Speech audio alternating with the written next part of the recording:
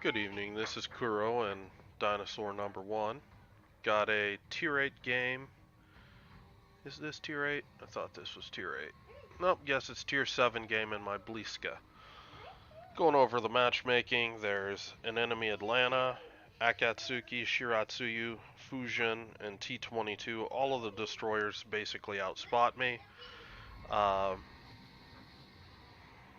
Basically playing this game just to kind of illustrate just how damn strong this destroyer is once you get a good captain on it. I see people.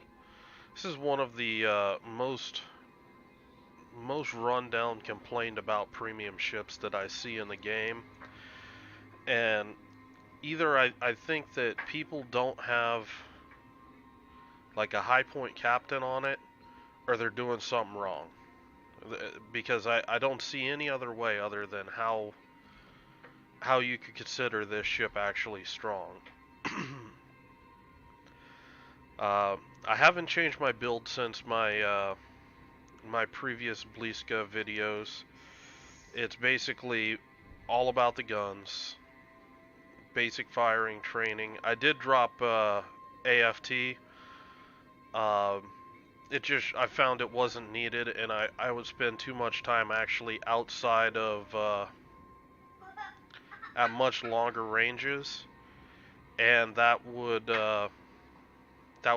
basically lead to me um, not really getting close enough to bring my torpedoes into the game nearly as often.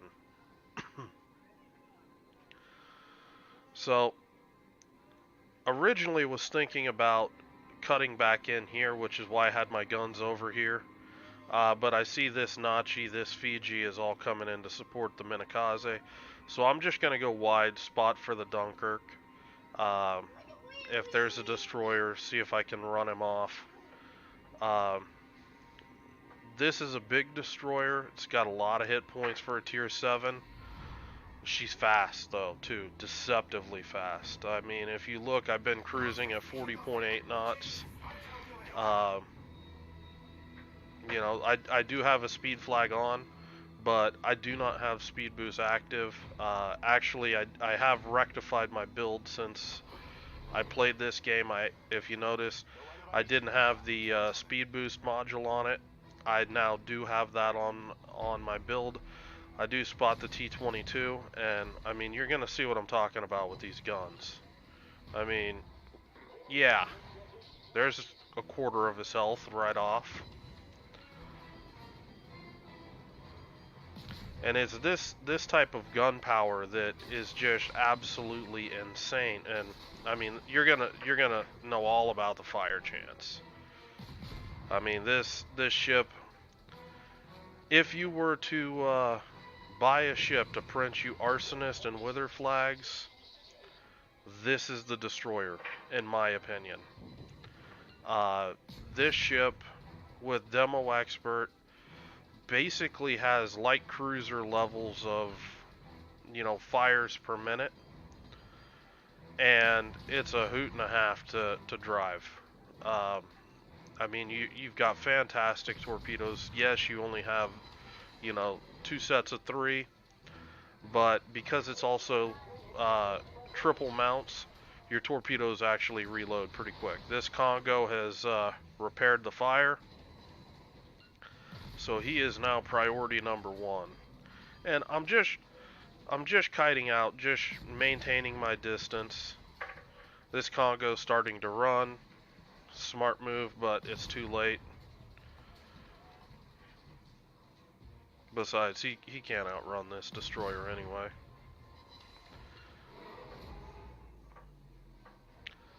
Other builds with this, you could probably make, that's 2 unrepairable fires on the Congo. Just switch and target to the Nelson. Uh, if gonna pause it here, my positioning, I don't give a damn about the caps. You don't win capping with Blyska. You win the same way that you win via a Russian destroyer. You kill enough enemy ships that they are physically unable to prevent you from taking the caps. and that's how you do it. So just working over this Nelson here. Now, one of the only downsides to Blyska, in my opinion, is the rudder shift. She is pretty clunky in the rudder department. So much so that she's one of the few destroyers that I actually run with the steering gears module for the 20% off the rudder shift. Most other destroyers I tend to run preventative, or I tend to run propulsion for faster acceleration off the line. This T-22 gets spotted, and I mean, yeah. And that's what I'm talking about. These guns have so much alpha. You're in a fast destroyer that, I mean, I've been spotted most of the time here. Nobody's yet to touch me. You know, there's been a couple people that have shot at me and they just gave up. They gave up just because, you know, they weren't comfortable hitting this target. I mean, I'm, you know, something about 11 kilometers off this Nuremberg. That alone should tell you, you know, how hard this ship is to hit. And I'm just making little course adjustments as I'm going along, and that's how I'm doing this juking on this Nuremberg. But basically, this Congo is in desperation mode. He's fleeing for his life, and I wanna basically finish him off. I want my arsonist flags. That's basically what this guy comes down to. He's nothing more than flags to me at this moment. Got 2 unrepairable fires, and I mean, you're seeing it in this game. This is not, you know, good RNG. This is how this ship plays. You know, 117 shell hits, 9 fires. Blyska is the Lord of Fire in this game, and yeah, I was playing with a dinosaur on my lap at the time, and got all tapped. So we're up to 2 kills, 62k. Got my arsonist flag. It's always nice for funding my account with some additional flags. Nuremberg takes a hit. Just gonna help out, see if I can't, you know, help finish this guy off. Did swap to AP, but he just evaporated. So just rolling right through, and you can kind of see the effect that I've had all across this area of the map. Everything is just fleeing from pretty much from this entire area. I set the battleships on fire. I pushed them back.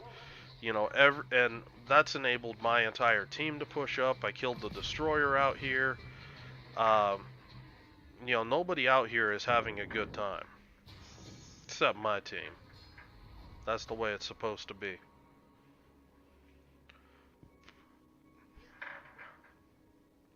So, cap control. Yeah, we've got it. I don't care. If you look, we're still up on points because we've just been slaughtering the enemy team.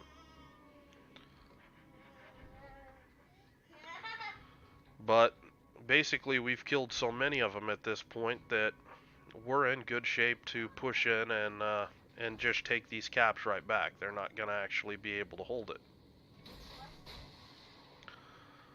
Throw in some Make-A-Wish torpedoes out here on this Atlanta. But really, I want to pick a fight with these 2 fat boats here and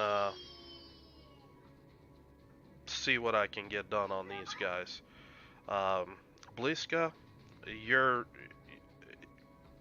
pretty much like a tier 7 Russian Kiev almost. To the extent that I could see giving up concealment expert on the ship and just further buffing the ship. I potato here. Personally, I do like to run concealment expert. The reason being is I do like. I do land. I have no idea what the hell that was, but okay. I do land a torp on the Atlanta. But at this point, I got these battleships nice and close. Just gonna start smoking up here.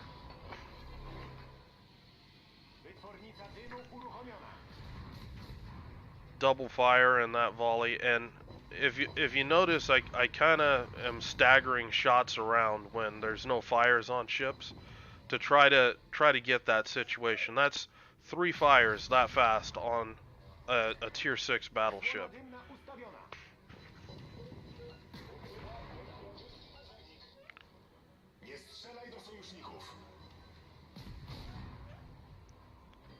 Unfortunately, don't get the kill there. But, you know, just keep cycling through. Just not letting these guys have any sort of respite. Just keeping the pressure on them. Another fire on the Gneisenau now. We're up to 15 fires. And again, it's this sort of pressure that, you know, teams just can't stand up to. You may only be a DD, but this boat is all about big time damage when you're playing it right. You know, you're not really so much interested in fighting destroyers, you know, 1v1. If a destroyer gets spotted, your guns are absolutely fantastic for, you know, just cleaving ridiculous amounts of HP off them. But, you know, for the most part, just like a Russian, you're just daring these guys to try to pick a fight with you.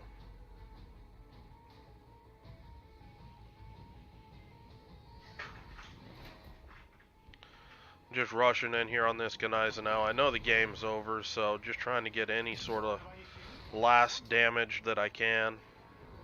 Somehow I shot over there.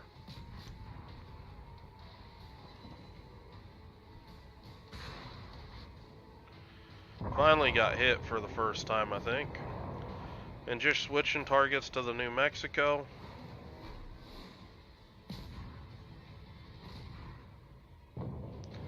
Unfortunately, can't steal that.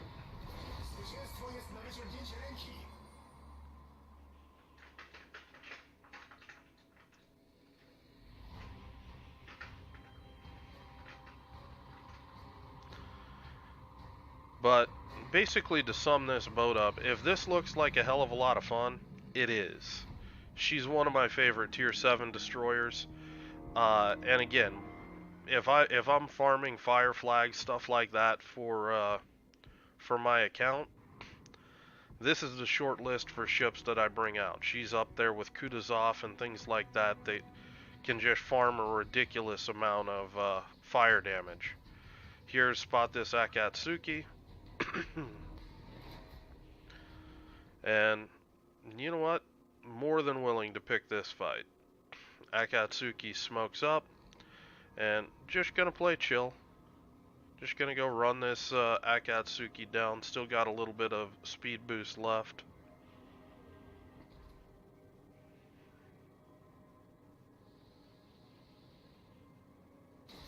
Throw some torps while I'm just trying to get a little on a course that isn't as predictable.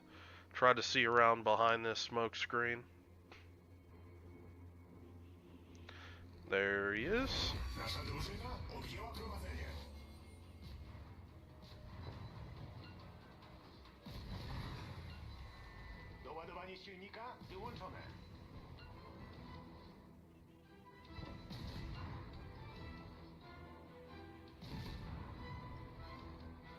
Can kind of see, this is the shot profile that, you know, you see me give people all the time in the Japanese destroyers. Notice how hard that is to hit.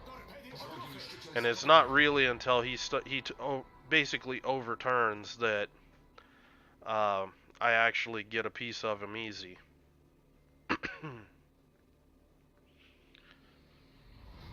So at this point we're at 990.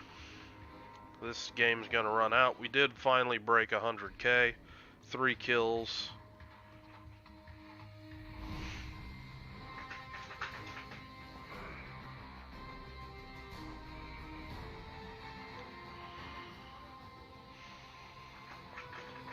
she's a decent moneymaker. I think I only have a 20% credit flag on her. This is obviously with a premium account. Second on the team.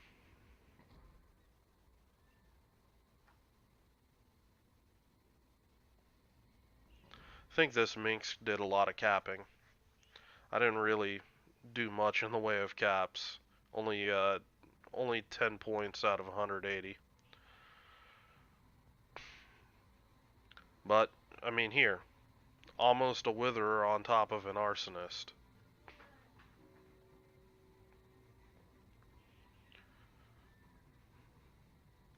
And you can, this is actually light on torpedo damage for me for this boat.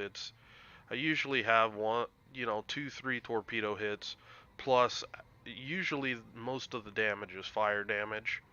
Uh, so you can really see, a lot of, kind of 30%, 30%, 30% in damage with this game. And the ship is just that flexible that you can, if you're low HP, you can just play it as a torp boat.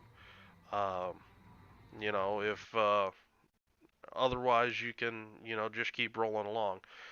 Basically included the credit and XP tab because she is a premium. After the bills are paid, 343,000 credits, decent chunk of XP. Did I have any X? I did have a Commander XP flag on there. Um, so yeah, I mean, she's just a solid ship, a really good premium ship. I still recommend her, and people that I think that are saying that the ship's bad, that the ship needed stealth firing, needed compensation for losing stealth firing. I think one, you either have a really low skilled captain, or you're playing the ship wrong. This ship really starts coming into its own once you have, around 14, maybe 15 points on it. You start to get some really interesting options for it. So anyway, this was Blyska. Hope you guys enjoyed this game, and I will talk to you later.